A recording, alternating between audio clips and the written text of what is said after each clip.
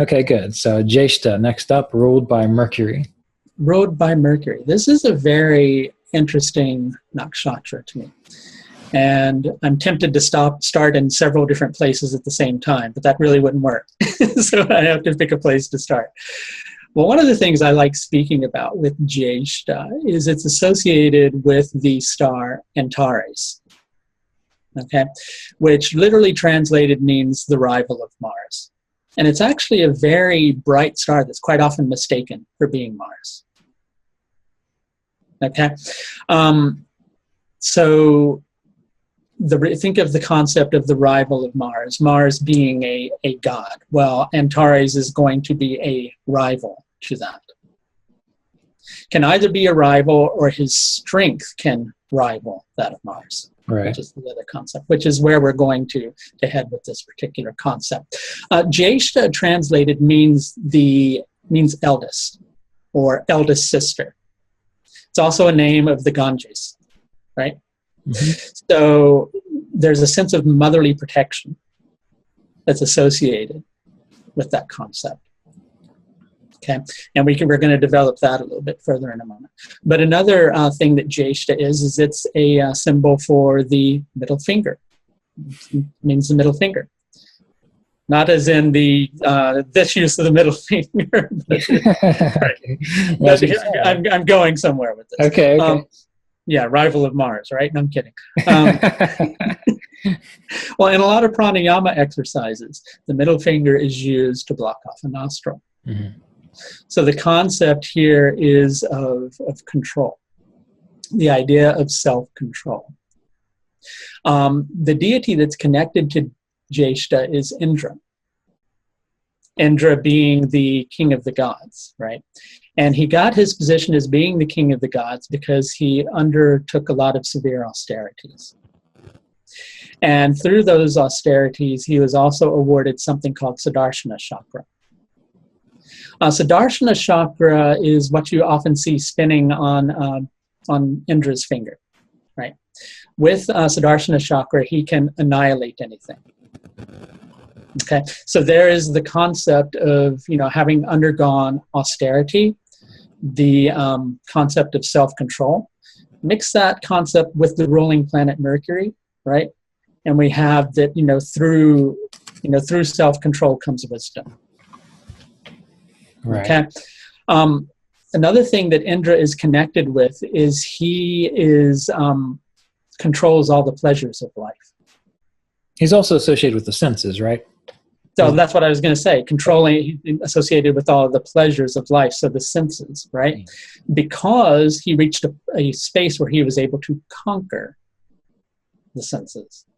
Which doesn't mean that you sit here as some person who goes, I'm not going to enjoy my life. I'm, just going to do away with everything that's good and enjoyable and the happiness in life. It means that you recognize the right relationship with all of those things.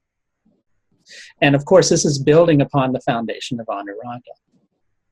You have to have that understanding of the right relationship.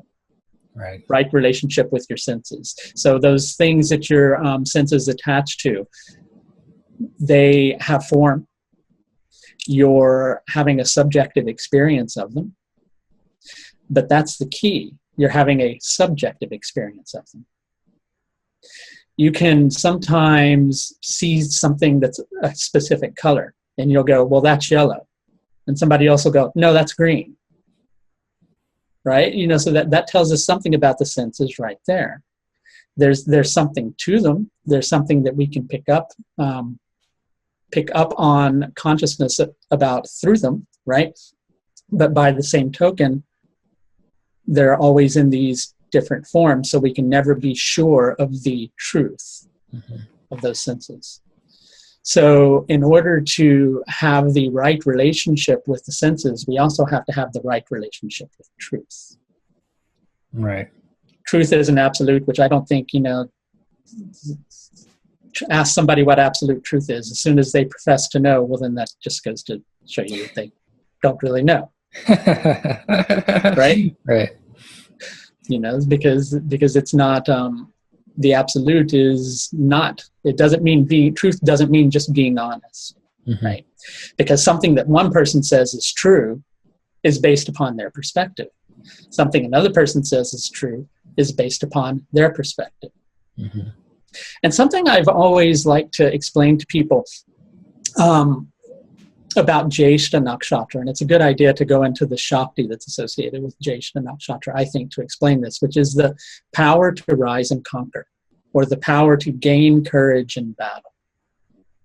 Well, that doesn't come through purely from being some super strong individual, or mustering a false sense of bravado or something like that.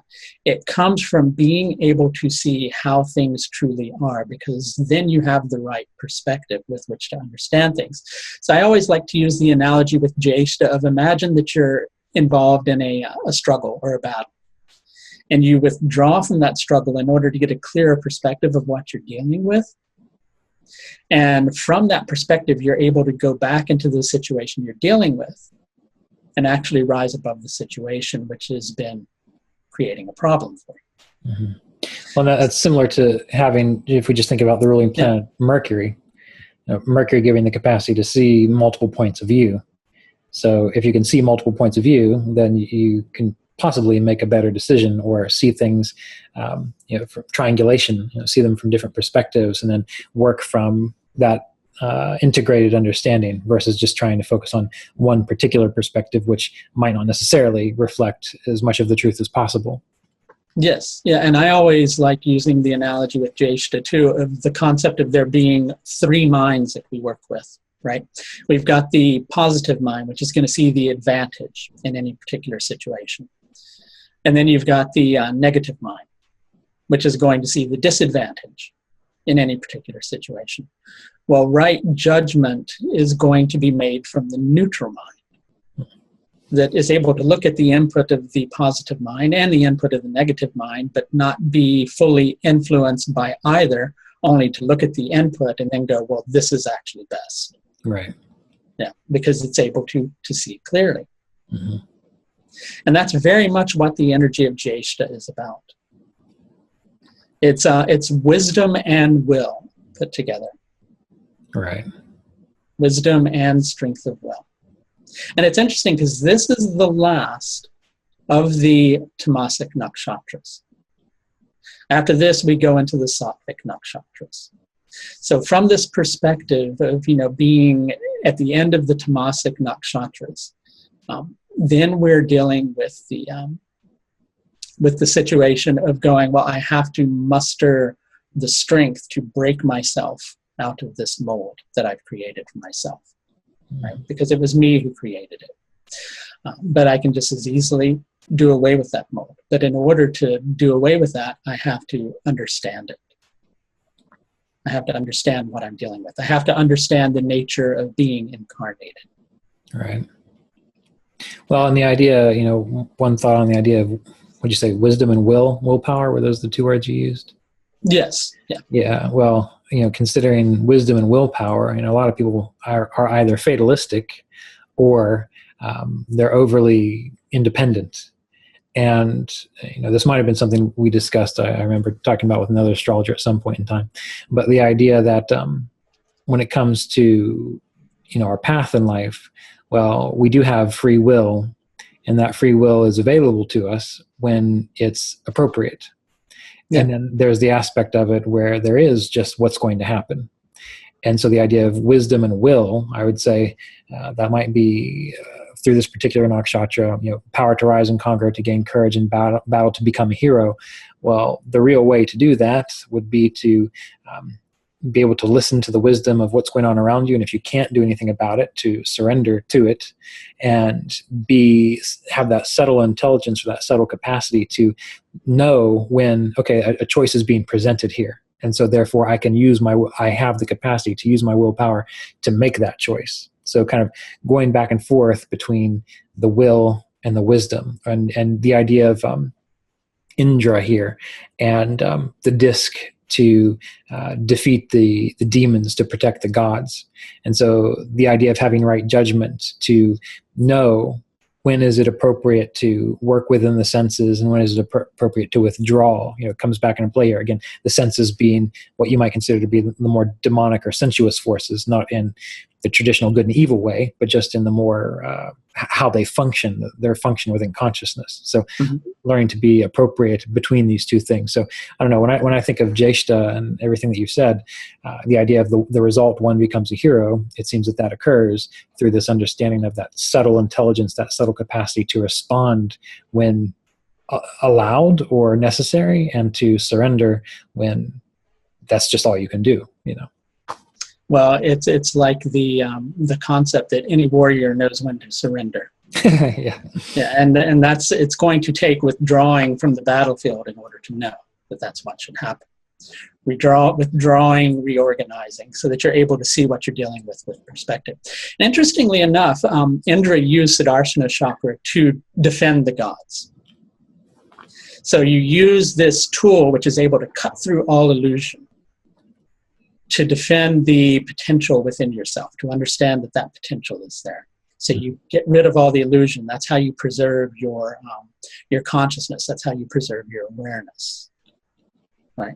But part of that battle too is it doesn't come through struggling to defend something, because if we follow the analogy that it could actually be that if there's something to, if we feel there's something to defend, then that something might not be strong enough to withstand something anyway, right? So sometimes the proper way to defend something is to surrender one's mind, one's concept of, of either low self-esteem or overconfidence, right, into the state of just, being, the state of truth. Yeah. And so again, I know we're going to go over this when we get towards the section of the course, once we go through the descriptions. But when I think about this nakshatra, obviously the power to rise and conquer, to gain courage in battle, the basis above attack, the basis below defense, the result, one becomes a hero. Well, obviously this would kind of tell me that beginning things, when say the moon is this nakshatra or an appropriate planet is this nakshatra, it would be things that require you to achieve success, to conquer something, to have courage to accomplish something. But also I would think it would speak to beginning a project or beginning a situation that's going to require, again, the capacity to respond, to not just go in full force and say, I'm going to do these things, but to approach an idea or a situation that's going to require that you are sensitive to the changes as you move forward. Does this make sense? It does. I mean, interestingly enough, Jyeshtha is considered one of the dreadful nakshatras, which are used when you're wanting to do something that requires a lot of strength, right? But by the same token, what you're trying to achieve under Jyeshtha is going to happen not through strength of will. It's going to happen through, being able to be aware, right, and being able to, to see the truth of what you're dealing with. It's going to come through perspective. Good, yeah. Yeah, and it's so let's cover, I actually recognize that I left out the Gunas with Anuradha, right? Okay. Maybe it would be helpful to just briefly go over that before we come to this, because the Gunas with Anuradha are tamasic at its basis. So there we had the concept of, digging down into the mud, tamasic, right? From doing that comes a sattvic perspective of the nature of one's reality. You have to go down to, discover one's potential. A diamond is included in a lump of coal. You have to apply heat and pressure to that so that the diamond's released. And then the outer form is tamasic. So then you have to keep those boundaries. Well, with Jyeshtha is tamasic at its basis, right? So it undergoes the penance, the concept of self-control, the concept of austerities, so that it becomes more sattvic. Mm-hmm. And then it maintains that sattvic energy. And it's also an Artha Nakshatra, so it's going to have a directed activity. One is doing all of this for some directed purpose. That's how Jyeshtha is being used. Right. So again, with that knowledge, this would be, you would begin something under this nakshatra when you definitely have a purpose in mind. You've already kind of figured some things out. You know which way you want to go, and you're ready to sort of start move in that direction. Is that correct? Or exactly? Or you could also use this nakshatra for gaining a clearer picture of where you want to go, and then setting things in motion. Okay, I see. Yeah. It could be used for either. And the Trimurti association is Shiva here. So that makes absolute sense too. Let's cut through all the illusion. Got it. So continuing with the symbolism of this nakshatra. So the basis above is attack, right? So two different ways to look at this. And I like both of them because it provides insight into our dualistic existence, so to speak. So in the heavens, right? Indra defended the gods with Sudarshana chakra. So the heavens are being attacked, right? Okay. So the basis below is defense. The individual here wants to defend the heavens, and does so through understanding right nature, understanding right relationship with the senses, so that it's able to keep the demons at bay, so to speak. Right. And from that, one becomes a hero. Well, what better way to become a hero than recognizing oneself?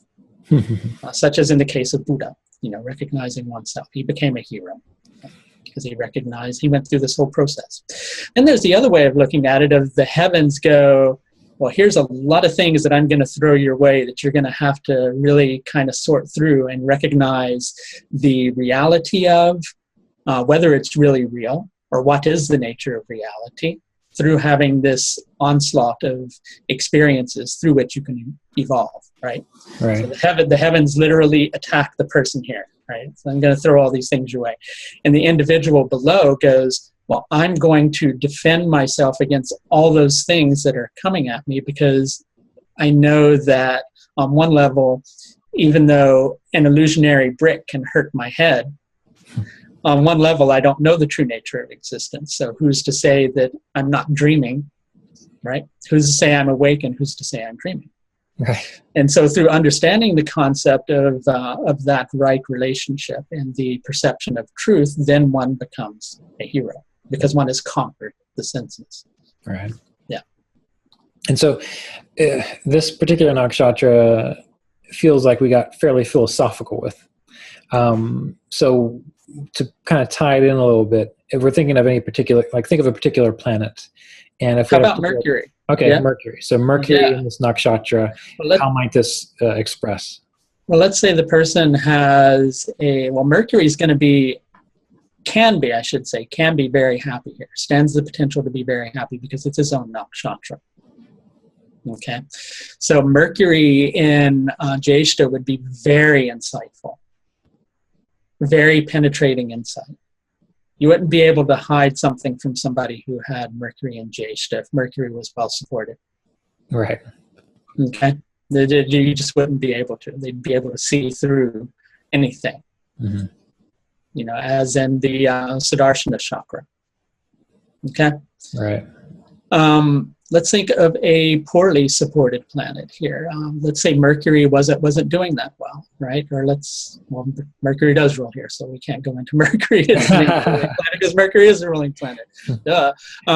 So the person would perhaps become more involved in the egotistical sense of the mind, thinking that they had to do certain things.